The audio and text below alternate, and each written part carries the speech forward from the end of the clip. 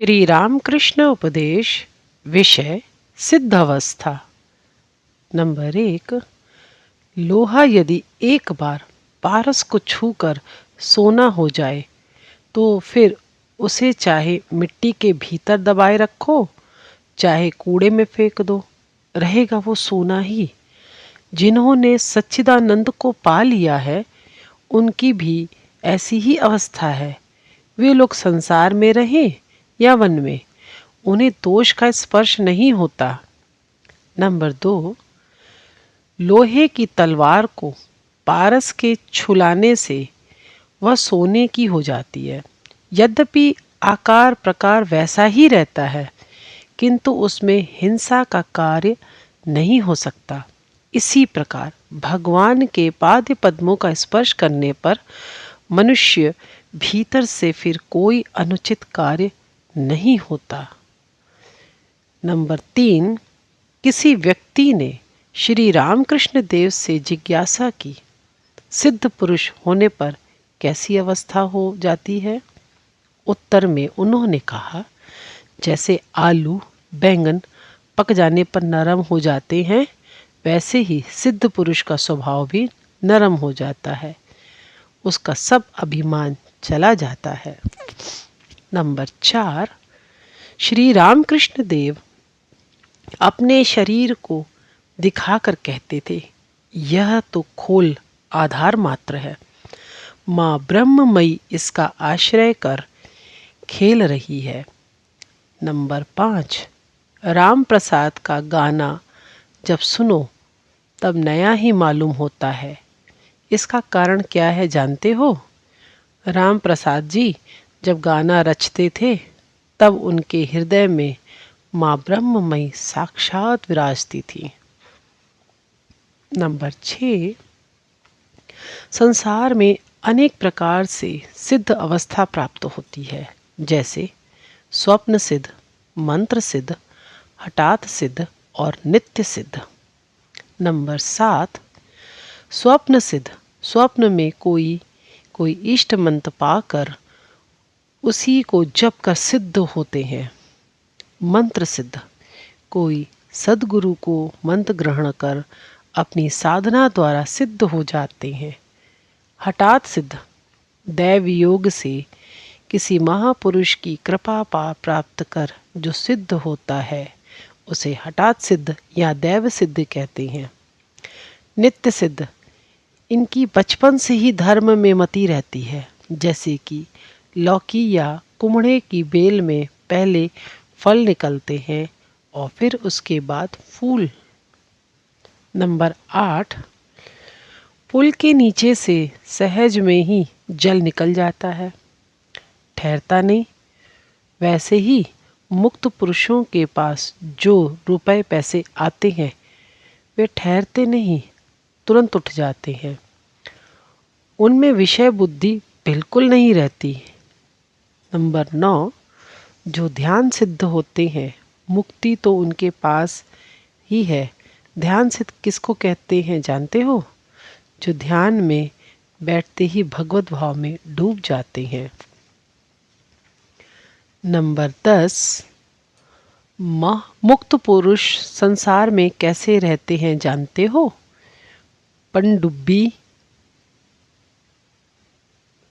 पनडुब्बी चिड़िया के समान, जो पानी में रहती तो है परंतु उसके बदन पर पानी नहीं लगता। जब कभी थोड़ा भी लगता है तो एक बार बदन झाड़ देने से तत्क्षण सारा पानी गिर पड़ता है। नंबर 11। जहाज किसी भी दिशा में क्यों न जाए, कंपास दिग्दर्शक यंत्र की सुई उत्तर दिशा ही दिखाती है। इस कारण जहाज को दिशा भ्रम नहीं होता। इसी प्रकार मनुष्य का मन यदि भगवान की ओर रहे तो फिर उसे कोई डर नहीं। नंबर 12। चकमक पत्थर यदि 100 वर्ष भी जल में पड़ा रहे तो भी उसकी अग्नि नष्ट नहीं होती। उसे जल से उठाकर लोहे से ठोकते ही उसमें से चिंगारी निकल आती है। इसी प्रकार ठीक ठीक विश्वासी भक्त हजारों कुसंगों में भी पड़ा रहे तो भी उसका विश्वास और भक्ति किसी प्रकार नष्ट नहीं होती। भगवत प्रसंग होते ही वह तत्क्षण फिर भगवत प्रेम में उन्मत्त हो जाता है। नंबर 13, जिसकी जैसी भावना होती है उससे सिद्धि भी वैसी ही मिलती है। ऐसा कहते हैं कि चपड़ा नील भ्रमर का चिंतन करते करते स्वयं भी नील भ्रमर बन जाता है। इसी प्रकार जो सच्चिदानंद का चिंतन करता है वह स्वयं आनंदमय हो जाता है। नंबर 14, शराबी नशे में मस्त होकर जैसे कमरे में पहनने की धोती कभी सिर पर बांधता है और कभी बगल में दबाकर घूमता है, सिद्ध महात्माओं की भी बाहरी अवस्था प्रायः उसी प्रकार की होती है। नंबर 15, अहंकार कैसा है जानते हो? कमल की पंखुड़ियों के झड़ जाने पर भी जिस प्रकार चिन्ह बने रहते हैं, या नारियल की डाली टूट जाने पर भी जिस प्रकार पेड़ पर उसका निशान बना ही रहता है, उसी प्रकार अहंकार छूट जाने पर भी उसका थोड़ा चिन्ह रह ही जाता है, परंतु उस अहंकार से किसी का अनिष्ट नहीं हो सकता। उससे खाना पीना सोना आदि साधारण कर्म छोड़कर अन्य किसी प्रकार के कर्म नहीं हो सकते। नंबर 16, जैसे आम पकने पर आप ही आप डाल से गिर जाता है, वैसे ही ज्ञान लाभ होने पर आत्माभिमान आदि आप ही आप चले जाते हैं। जबरन जाति धर्म का त्याग करना ठीक नहीं। नंबर 17, गुण 3 प्रकार के हैं, सत्व रज और तम। इन तीनों में से एक भी परमात्मा के निकट नहीं पहुंचा जा सकता। इस पर एक दृष्टांत सुनो। एक आदमी जंगल की राह से जा रहा था। इतने में 3 डाकुओं ने आकर उसे पकड़ लिया और उसके पास जो कुछ सामान था वह सब लूट लिया। फिर उन डाकुओं में से एक ने कहा, इसको रख कर और क्या होगा। यह कहकर वह खड़क उठाकर उस आदमी को मारने चला। तब दूसरे डाकू ने आकर कहा, इसे मत मारो, मारने से क्या होगा, इसके हाथ पैर बांधकर यहीं छोड़ दो। अंत में सब ने उसके हाथ पैर बांधकर उसे वहीं छोड़ दिया। थोड़ी देर में उन्हीं में से तीसरा डाकू लौटकर उससे बोला, अरे तुमने कितनी चोट खाई हो, आओ अब मैं तुम्हारा बंधन खोल देता हूँ। डाकू ने तत्काल उस आदमी का बंधन खोलकर कहा, मेरे साथ आओ, मैं तुम्हें रास्ता बतला देता हूँ। फिर रास्ते के समीप आकर उसने कहा, देखो उस रास्ते से तुम अपने घर पहुँच जाओगे। तब वह आदमी उस डाकू से कहने लगा, आपने मुझे प्राणदान दिया, आप मेरे घर तक चलिए। डाकू ने कहा, नहीं मैं नहीं आ सकता, लोगों को मेरा पता लग जाएगा, मैं केवल रास्ता बतलाकर लौट जाता हूँ। पहले डाकू को तमोगुण समझो, दूसरे को रजोगुण और तीसरे को सत्वगुण। तात्पर्य यह कि तीनों गुणों से पार होकर त्रिगुणातीत अवस्था में आत्मस्वरूप में पहुंचना चाहिए। नंबर 18, मुक्त पुरुष संसार में किस तरह रहते हैं जानते हो? जैसे आंधी से उड़ती हुई पत्तल। उसकी अपनी कोई इच्छा या अभिमान नहीं आदि नहीं रहता। हवा उसे उड़ाकर जिस ओर ले जाती है वह उसी ओर चली जाती है, कभी कूड़े के ढेर पर तो कभी अच्छी जगह पर।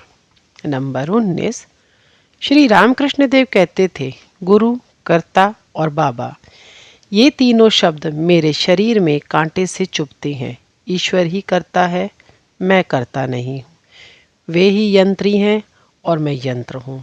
नंबर 20, धान बोने से अंकुर पैदा होता है, परंतु उसी धान को सिद्ध करके यानी उबाल करके बोने से उसमें अंकुर नहीं उगता। इसी प्रकार जो लोग सिद्ध हो गए हैं, जिनको आत्मज्ञान हो गया है, उन्हें संसार में फिर जन्म नहीं लेना पड़ता। नंबर 21, परमहंस अवस्था किसे कहते हैं जानते हो? हंस को दूध और पानी मिलाकर देने से जिस प्रकार वह दूध दूध पीकर जल छोड़ देता है, उसी प्रकार परमहंस लोग संसार में सार वस्तु सच्चिदानंद को ग्रहण कर असार वस्तु संसार को त्याग देते हैं। नंबर 22, पहले अज्ञान रहता है, उसके बाद ज्ञान होता है। अंत में जब सच्चिदानंद का लाभ होता है, तब साधक ज्ञान और अज्ञान दोनों के पार चला जाता है। यह कैसे? जैसे कि शरीर में कांटा चुभने पर कहीं से यत्नपूर्वक एक और कांटा लाकर उस कांटे को निकालते हैं, फिर दोनों कांटों को फेंक देते हैं। नंबर 23, जो नाचना जानता है उसका पैर कभी बेताल नहीं पड़ता। जिस मनुष्य ने सिद्ध लाभ किया है, अर्थात जिसे ईश्वर का साक्षात्कार हो चुका है, उससे और किसी प्रकार अनुचित कार्य नहीं हो सकता। नंबर 24, बृहस्पति जी के पुत्र कच्छ की समाधि भंग होने के बाद जब उनका मन बाह्य जगत में उतर आ रहा था, तब ऋषियों ने उनसे पूछा, इस समय आपको कैसा अनुभव हो रहा है? उत्तर में उन्होंने कहा, सर्वम ब्रह्ममयम, ब्रह्म को छोड़कर और कुछ भी नहीं देख पाता हूँ। जय श्री राम कृष्ण।